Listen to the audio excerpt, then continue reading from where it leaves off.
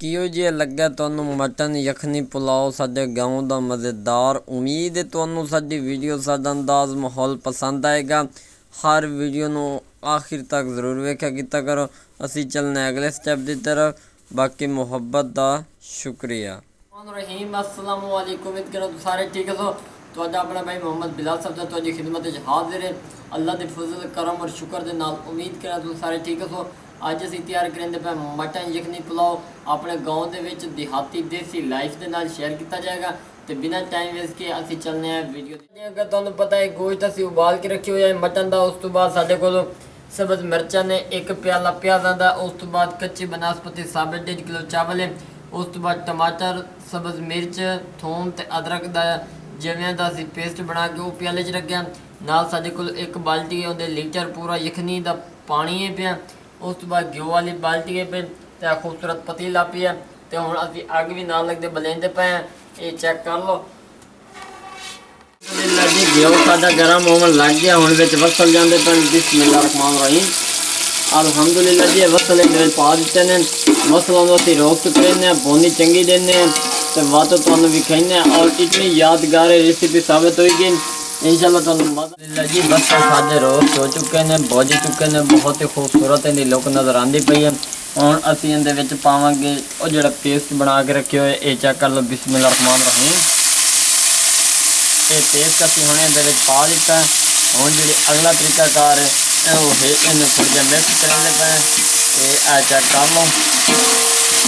हुण असीं इहदे विच साबित मिर्चां जिहड़ियां 4 तो 5 वो पैंदे पे हैं। ये वेख लो।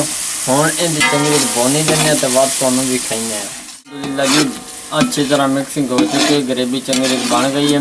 हुण असीं इहदे उत्ते मसाले पैंदे पे हैं 7 किस्म के। दाणियां पईयां चिकन मसाला, टिक्का मसाला, उस तो बाद गरम मसाला, हल्दी, जीरा ते नमक। ये असीं विच मसाले पैंदे पे। बिस्मिल्लाहिर्रहमानिर्रहीम। अल्हम्दुलिल्लाह जी ये इकट्ठे मसाले असीं इहदे पा दित्ते ने। हुण इहदे विच ना थोड़ा जिहा कलर आ जाएगा। अच्छी तरह मिक्सिंग करेंदे पे। इहदी भुनी देने ताकि मसाले अच्छी तरह दे मिक्स हो जाए तो बाद तो इहदी लुक भी खाइने। अल्हम्दुलिल्लाह जी ये चेक कर लो अच्छी तरह मसाले मिक्स हो चुके हैं। हुण असीं इहदे विच मटन पैंदे पे हैं। ये चेक कर लो। पहले इहदी बोटी तो तरोड़ के विखा देना। ये वेख लो किस तरह ये नरम और मुलायम नज़र आ रही है। ये अच्छी तरह उबाल छोड़ी है जैसे पहले। ये चेक कर लो। ये इतनी मज़ेदार रेसिपी साबित हो सी मैं तुहानू दस नहीं सकता। हाफ kg यानी कि ये असीं इहदे विच पाया मटन ताकि इहदे विच थोड़ा जिहा टेस्ट आ जाए। इन हुण असीं अच्छी तरह पकाइने इहदे विच, यानी कि मसाले जितनी देर इहदे विच रोस्ट नहीं होंदे उन्नी देर असीं इहदी भुनी लैने ते वध तुहानू भी खाइने। अल्हम्दुलिल्लाह जी ए चेक कर लो गोश्त साडा जिहड़ा ना अच्छी तरह ग्रेवी बन चुकी है उहदे विच। ये वेख लो। ये माशाल्लाह जी बहुत क्रिस्पी और ज़ायकेदार तैयार हो चुका है। हुण असीं इहदे विच यखनी पैंदे पे तकरीबन 1.5 किलो चावल हैं तो 2 किलो पानी विच पावना। पानी दूजा नहीं पावना, यखनी पावनी। बिस्मिल्लाहिर्रहमानिर्रहीम। अल्हम्दुलिल्लाह जी ये हाफ kg का एक बॉल जा रहा है। बिस्मिल्लाहिर्रहमानिर्रहीम। ये दूजा जांदा पिया। ये चेक कर लो। हुण अब तो तीजा जा रहा है। अल्हम्दुलिल्लाह जी ये चेक कर लो यखनी इहदे विच पै गई है। और यकीन मानो बहुत ही टेस्टी और स्वादिष्ट रेसिपी साबित हो सी क्योंकि गोश्त पहले असीं उबाल के रख लिया। यखनी का टेस्ट भी तुहाडे सामने पिया। हुण असीं इहदी अच्छी तरह पकाई करेंगे। पानी उबाले मरेंदा उन्नी देर च असीं चावल वगैरह धो लो। अल्हम्दुलिल्लाह जी चेक कर लो पानी जिहड़ा ना उबाले मारन लग गया। हुण असीं इहदे विच चावल पैंदे पे हैं। ये चेक कर लो असीं भिगोए कोई नहीं, 2-3 धो के विच रख। बिस्मिल्लाहिर्रहमानिर्रहीम। अल्हम्दुलिल्लाह जी चावल असीं इहदे पा दित्ते ने। हर वीडियो की तरह तुहानू रिक्वेस्ट करेंदे वीडियो में आखिर तक जरूर वेख्या किया करो और कोई भी ज़रा ज़ाया नहीं होना चाहिए। इस तरह रिज़्क़ के बरकती पैदा होती। अल्हम्दुलिल्लाह जी चेक कर लो पानी बिल्कुल ड्राई हो चुका है। हुण दम देने का टाइम आ चुका है। ये चेक कर लो कलू तला भी नहीं लगा और बहुत ही खूबसूरत इनकी लुक नज़र आ रही है। ये चेक कर लो। हुण असीं इहदे उत्ते गिला दम देना क्योंकि कन्नी इहदी थोड़ी कच्ची है पे। ते ये चेक कर लो।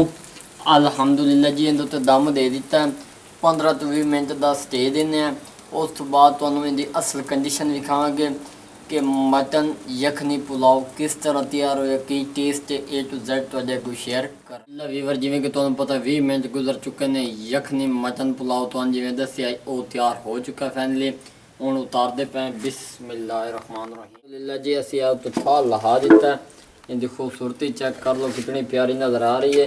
ਇਹ ਆ ਚੈੱਕ ਕਰ ਲਓ ਇੱਕ ਇੱਕ ਦਾਣਾ ਇਹਦਾ ਖਿਲਿਆ ਹੋਇਆ ਨਜ਼ਰ ਆ ਰਿਹਾ। ਇਹ ਆ ਵੇਖੋ अक्सर लोगों के ना यखनी जो पेंदे ने तो वह बाट हो जाते हैं, लेकिन अल्हम्दुलिल्लाह साडा एक एक दाना खिलिया हुआ नज़र आ रहा। ये वेख लो हुण असी इहदा टेस्ट भी तुहाडे सामने करने। ये चेक कर लो बिस्मिल्लाहिर्रहमानिर्रहीम। ये मिट्टी की परात असी रखी हुई इहदे विच असी पेंदे पे हैं। ये चेक कर लो एक एक दाना इहदा खिलिया हुआ तां पे क्योंकि असी बड़े तरीके नाल इन्हां नूं पकाया।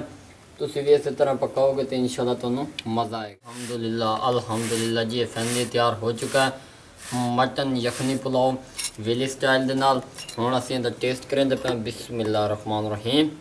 ये चेक कर लो एक एक बोटी इहदी खिली हुई नज़र आ रही है और टेस्ट भी इहदा तुहाडे सामने पिया कि कोई चावल इहदा ओह कच्चा नहीं रहा। ये चेक कर लो हुण असीं इहदा टेस्ट करेंदे पे बिस्मिल्लाहिर्रहमानिर्रहीम। उस तो पहले तुसीं चेक कर लो कितना फ़लसफ़ा इनका टेस्ट आया। बिस्मिल्लाहिर्रहमानिर्रहीम।